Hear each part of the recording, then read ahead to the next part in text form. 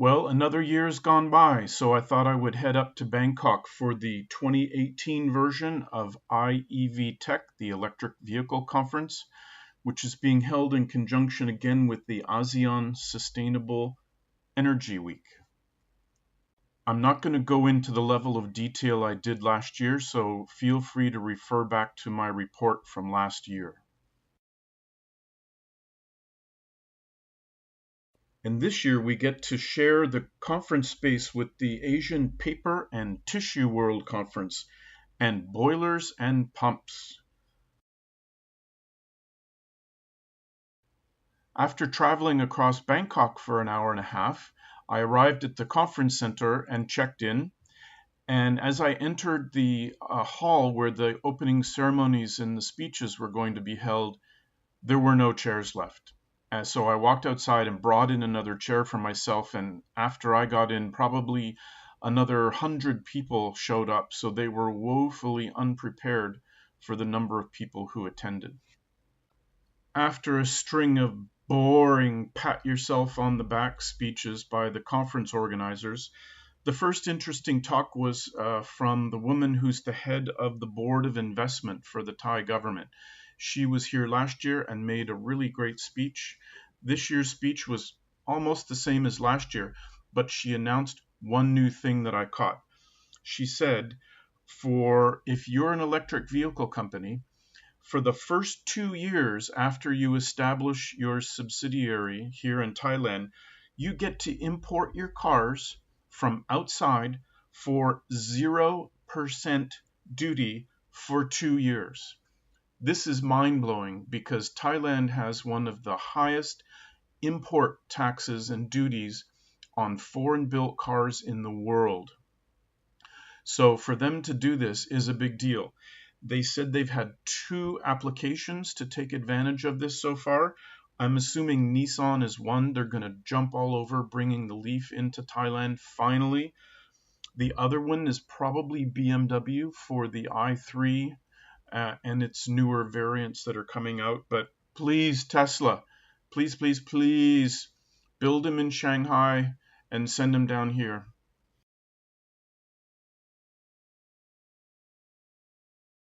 The next session is one of the highlights and why I really came this year. I saw this man's talk last year.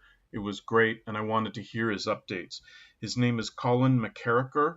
He's a nice Canadian man. He's the global head of advanced transport analysis for Bloomberg's new energy finance analysis division.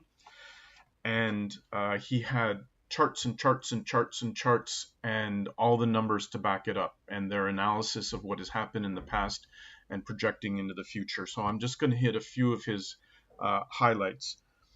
Between 2017 and 2018, there was a 50% growth in the sale of electrified vehicles.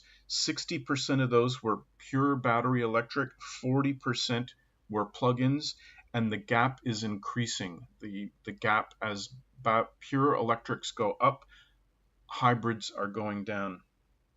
China now has more than 50% of the global market of electric vehicles, which is largely due to a strong federal government policy push, and also some cities are enacting very, very strong policies on their own. There are now 14 countries with an electric vehicle market share above 1%, which is staggering. I wouldn't have guessed this a few years ago, but the growth curve is going exponential. There are now 175 electric vehicles that you can buy in the world today, and I should qualify that as plug-ins, not mild hybrids. These are plug-in hybrids and plug-in pure electrics. And by 2022, they project there will be 300 vehicles to choose from. In terms of battery demand, they say that by 2020, the total worldwide demand will be 140 gigawatt hours of batteries will be needed, which is just a massive number. The pricing for batteries, the price of a lithium battery has gone down 80% in 7 years. We're now at $209 a kilowatt hour for the general market, I want to say, for mass factories.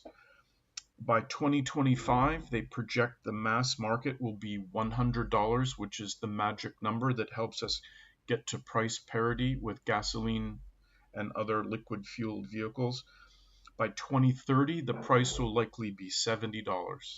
So the drop in price of lithium batteries is flattening out, and it can't go to zero. Somebody's still got to make money up the supply chain. So it's dropping dramatically, but the price will start flattening out. Ranges of electric vehicles are obviously going up because the energy density is increasing, so you can put more energy into the same fixed space in a passenger vehicle, and that is going to trigger more and more people to choose these cars because we don't have this magic range anxiety thing that everybody who really doesn't understand electric cars are in a big panic about. And he's looking at price parity with internal combustion engine vehicles by the mid-2020s. So you could walk into a sane car dealer, and I'm not looking at you, Toyota and Honda, with your hydrogen vehicles, but car company XYZ, if they built on the same car platform a gas engine and an electric version, they would cost the same. And that's really going to change people's minds.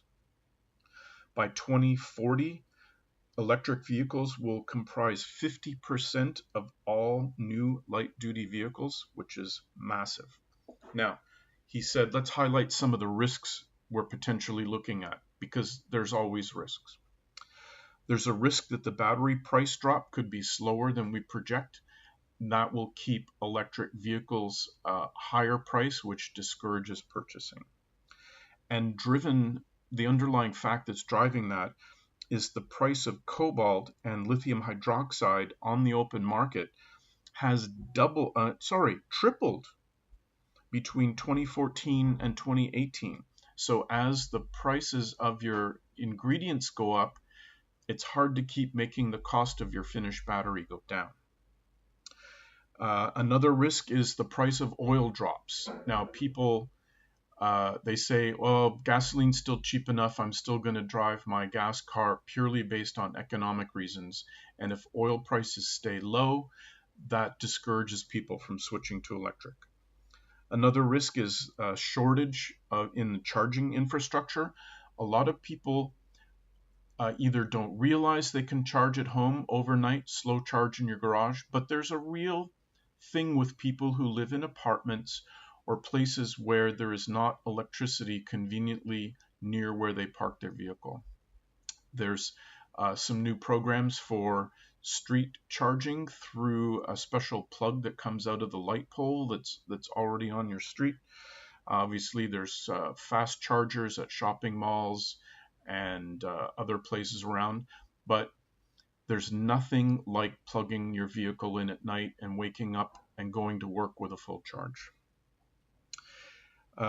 There's a risk of government policy changes, and we're looking at you, America. If a government gets elected and changes energy policy and changes oil subsidy policy and changes policies for charging infrastructure funding, that can have a direct effect on vehicle sales. Now, okay, let's look at some happier things. And moving away from light-duty vehicles, we're going to look at buses. Right now, 1/3 of the buses in China are electric.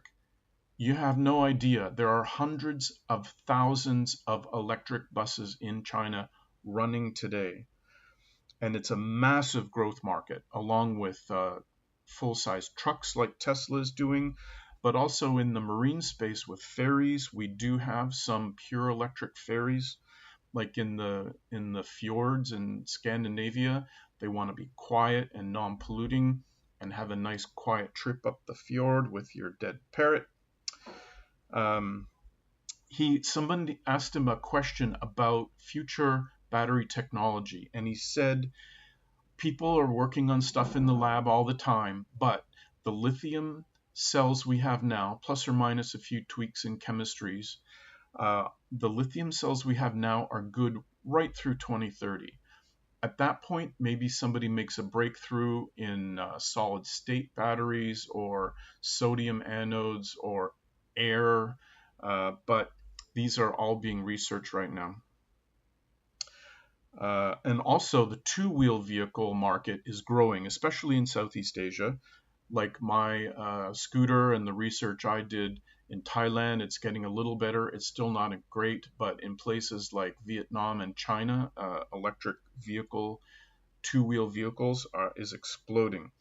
And he believes that this will be enabled by having battery swapping stations. But of course, that depends on all the manufacturers agreeing to a form factor and a voltage and a current and the monitoring and who's paying for it.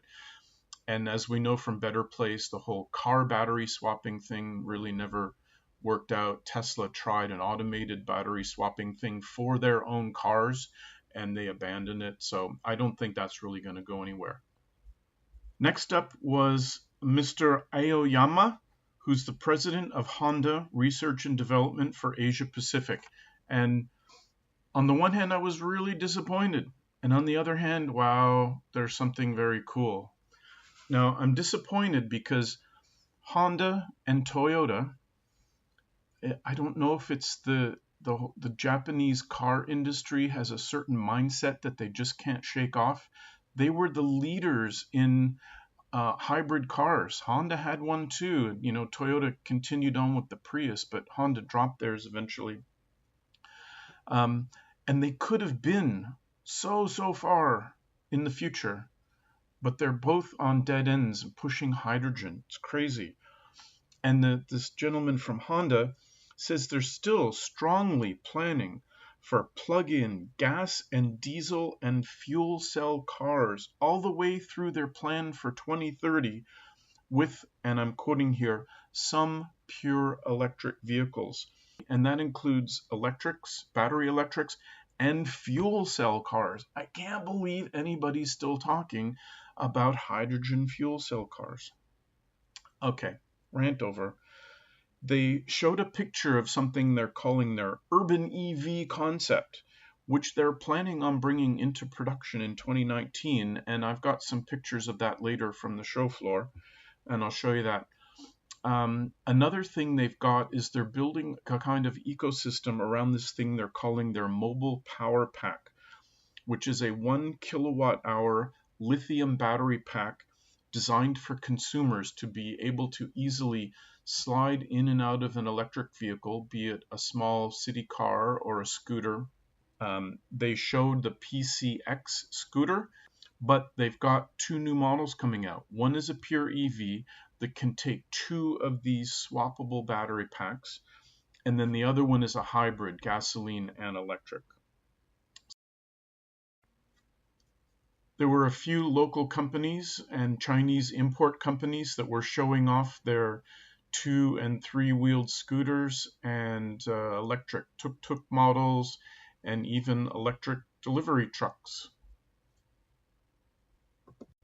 When I finish building my 4 kilowatt hour lithium battery pack, I'm going to have a charging issue. Using my new really snazzy charger, it only outputs 500 watts. So with straight math, that's an 8-hour charging time. But because lithium ramps up and then flattens out at the end, I could realistically have a 12-hour charging time. So I was happy I found this company with a product called Apple Mint. And what it does is it implements the vehicle side of CCS combo charging, which is level 3 fast DC charging of your electric vehicle. So if I add combo CCS to my electric motorbike, I could charge it in 15 minutes, 20 minutes, because it's dumping pure DC power straight into the batteries, which will have the ability to very, very rapidly charge according to the proper lithium-ion charging curve. Unfortunately, to do that, you have to follow the CCS protocol, which includes actual data flowing back and forth between the vehicle and the charger in a prescribed handshake of, do you want this? Yes. How many volts? I want this many volts. How many amps? I want this many amps. It sends signals to close and open contactors, and it's very complicated. And I'd rather have somebody do that for me.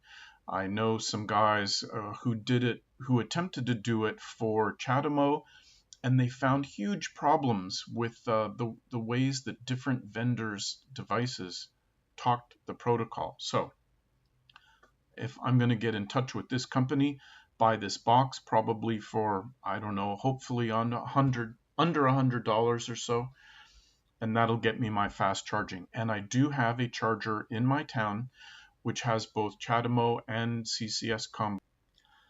I'm always on the lookout for lithium battery cells in the 18650 format.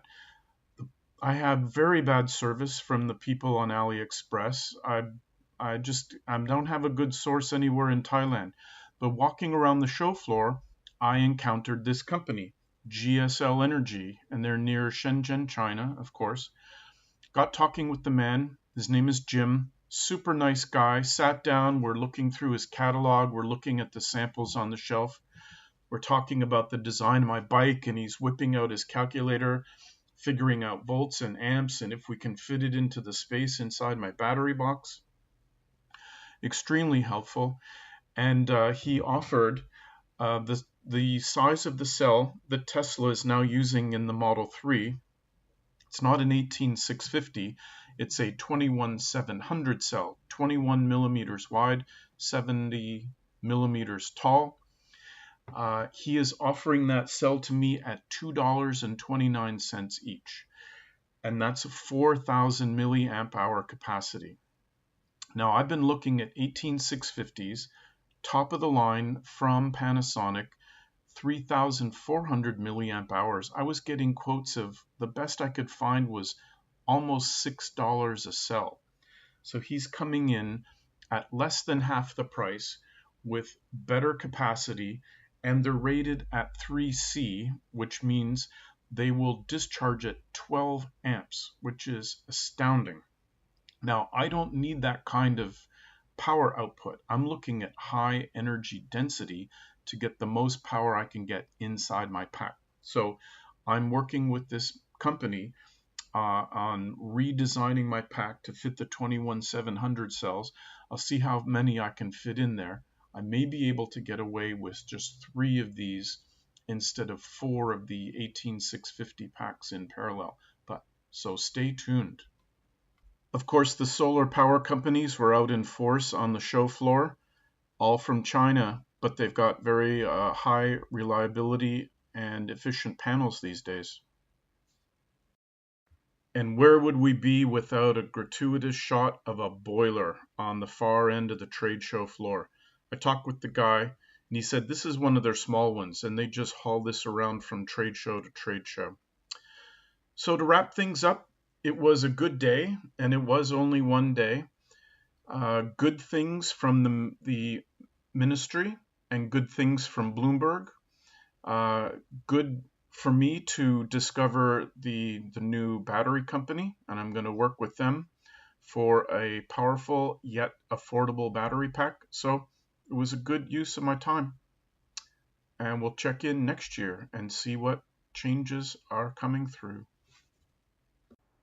As you stare out on my beach, I would ask you to subscribe to my channel and click like on this video so YouTube thinks I'm worthy again, and I have so many people on my channel that they'll give me 10 cents a day in ad revenue.